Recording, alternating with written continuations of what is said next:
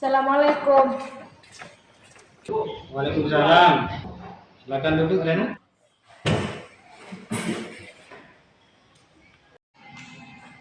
Kok kelihatannya Reno marah sekali. Iya Pak, Ewis dikata-katanya orang tua saya kerja inilah, kerja itulah, jadi marah saya Pak. Oh, seperti itu dibilang. Iya Pak. Ya wajar, marah. Siapapun di posisi kamu pasti juga akan merasa marah jika orang tuanya dikata-katain seperti itu. Betul nggak? Iya Pak. Jadi tadi di kelas apa saja yang kamu mau lakukan tulis? Saya langsung bentak Ewis Pak, terus saya ambil tasnya di mejanya, terus saya lempar di depan kelas Pak. Kesel saya Pak. Wah, sampai gitu ya? Pasti kamu punya alasan tertentu kenapa kamu sampai melakukan seperti itu. Iyalah Pak, masa dikata-katanya orang tua saya gitu? Jadi nggak mungkin saya diam aja Pak. Iya, membela orang tua kita, menjaga nama baik orang tua kita, itu adalah kewajiban kita sebagai anak. Terlepas dari salah atau benar terhadap apa yang kamu lakukan di kelas tadi, Dharma, Bapak tetap bangga sama kamu. Kamu tahu tidak? Tidak Pak. Kamu, Dharma, sudah membuat Bapak bangga dan kagum sama kamu. Karena Bapak yakin, sebenarnya kamu bisa saja melakukan hal yang lebih buruk lagi dari itu, kan? Tapi, kenapa kamu tidak lakukan itu? Tidaklah Pak. Mau gimana pun, dia tetap teman saya Pak. Walaupun saya sekarang marah sama dia Pak. Jadi, kamu masih menganggap Wis itu sebagai teman kamu? Iya Pak, tapi Ewis harus minta maaf kepada saya Pak. Memang luar biasa kamu, nak. Kamu, menurut Bapak, adalah orang yang berjiwa besar. Oke lah, nanti Bapak akan panggil juga si Wis kemari. Bapak yakin, pasti dia sedang sedih juga sekarang itu. Pasti dia menyesal sudah menyakiti hati kawannya, yaitu kamu. Sekarang, coba kita lihat lagi tentang kejadian di kelas tadi. Kamu sudah marah-marah sama Wis, dan kamu sudah membuang tasnya keluar. Kira-kira itu sesuai tidak dengan hati nurani kamu? Dan kira-kira itu sesuai tidak dengan keyakinan kelas yang sudah kita sepakati bersama di kelas? Iya Pak, sebenarnya saya capek marah-marah aja Pak. Baik, kita kan memiliki keyakinan kelas. Keyakinan kelas yang sudah kita sepakati bersama. Yang mana kalau kita melakukannya, kita akan menjadi orang seperti ini. Kan sudah kita bahas di kelas juga. Dan kalau kita menyalahinya, kita akan menjadi orang seperti ini. Lalu, menurut kamu, keyakinan kelas seperti apa yang kamu lampaui di kelas tadi?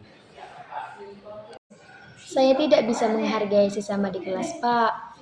Terlepasnya apa itu penyebabnya? Karena semua masalah itu pasti ada solusinya Pak. Kamu meyakini tidak? Menghargai orang lain, mengontrol emosi, itu penting buat kamu. Yakinlah Pak. Kita semua harus saling menghargai, dan kita juga harus bisa mengontrol emosi kita masing-masing, walau dalam situasi dan kondisi bagaimanapun. Bagaimana pendapat kamu? Iya Pak, saya seharusnya lebih bisa menahan diri, bersabar, dan lebih bisa komunikatif lagi Pak. Ya, luar biasa, benar sekali Dharma. Jadi, kamu yakin bisa memperbaiki masalah ini? Yakinlah Pak. Sekarang, Bapak tanyakan sama kamu. Kalau kamu bisa memperbaiki masalah ini, kira-kira kamu akan menjadi orang seperti apa? Saya akan menjadi orang yang bersabar dan berlapang hati, serta akan menjadi orang yang lebih tenang karena bisa mengontrol emosi, Pak. Menurutmu, bagaimana rasanya jika menjadi orang yang seperti itu? Ya, lah Pak. Bangga bisa menjadi orang yang lebih bersabar, bisa mengontrol emosi. Biar nggak cepat tua juga ya kan? Baiklah, kalau begitu sekarang bantu Bapak untuk kita pikirkan bagaimana memperbaiki masalah ini. Ya Pak.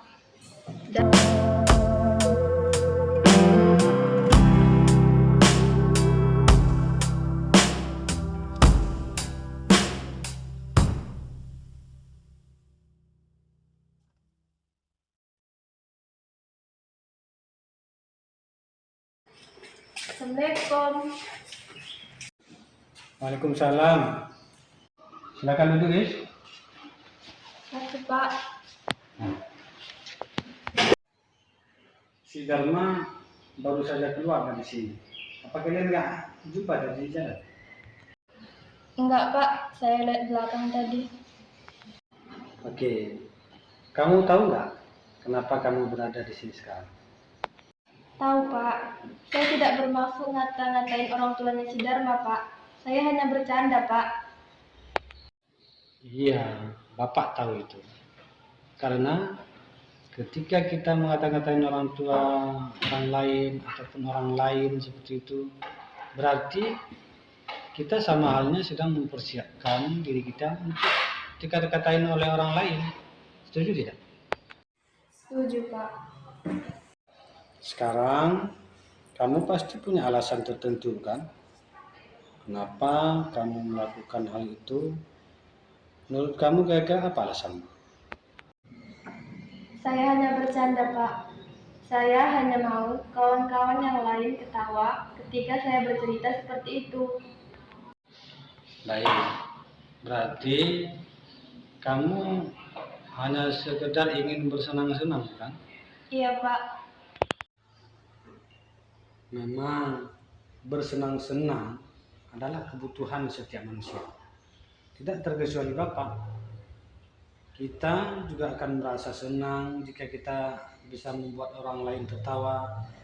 Karena itu namanya kita sudah mampu menghibur orang lain. Iya Pak. Sebenarnya untuk bersenang-senang bisa saja tadi kamu melakukan hal yang lebih buruk lagi, bukan? Bisa saja menggeser kursi yang mau diduduki kawan dan lain-lain yang berakibat fatal dan bisa mencelakakan orang lain. Tetapi kamu tidak lakukan itu. Itu artinya kamu masih mau berpikir untuk melakukan sesuatu hal yang membuat efeknya lebih besar lagi. Betul gitu kan?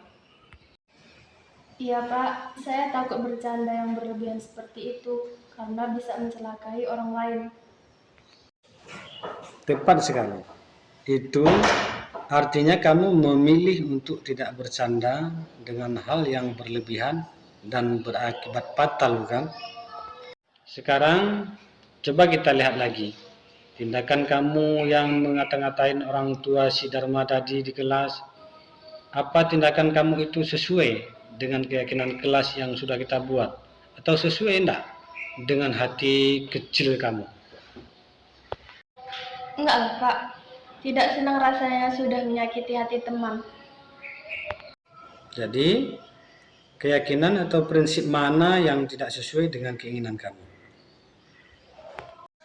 Saya sebenarnya juga tidak mau menyakiti hati kawan Pak. Mungkin tadi saya hilaf. Saya pikir dia tidak marah, sehingga saya bercanda seperti itu dan tidak menghargai orang lain.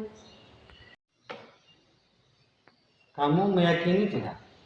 Menghargai orang lain itu penting buat kamu.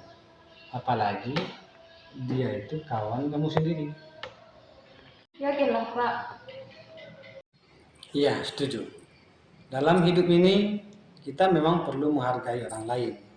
Dan juga kita perlu berpikir sebelum melakukan sesuatu. Yang paling penting, kita tetap harus bisa menjaga prinsip dan keyakinan kita. Kapan dan dimanapun. Bagaimana pendapat kamu, Wis? Iya Pak, saya harus bisa lebih selektif untuk mencari kesenangan agar tidak mengganggu dan menyakiti hati orang lain. Bagus sekali. Kira-kira kamu bersedia tidak memperbaiki masalah ini? Bersedia Pak. Kalau kamu memperbaiki masalah ini, maka kamu akan menjadi orang seperti apa menurut kamu? Ya, nyamanlah Pak menjadi kawan yang baik dan tidak pernah menyakiti orang lain. Baiklah kalau begitu. Sekarang mari kita pikirkan bagaimana memperbaiki masalah ini.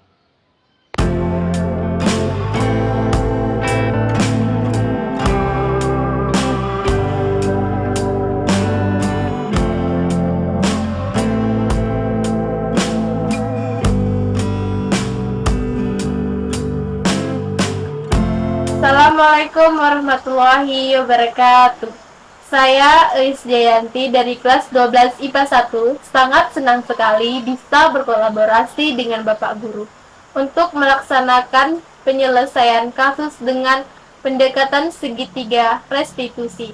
Terima kasih Bapak. Assalamualaikum warahmatullahi wabarakatuh.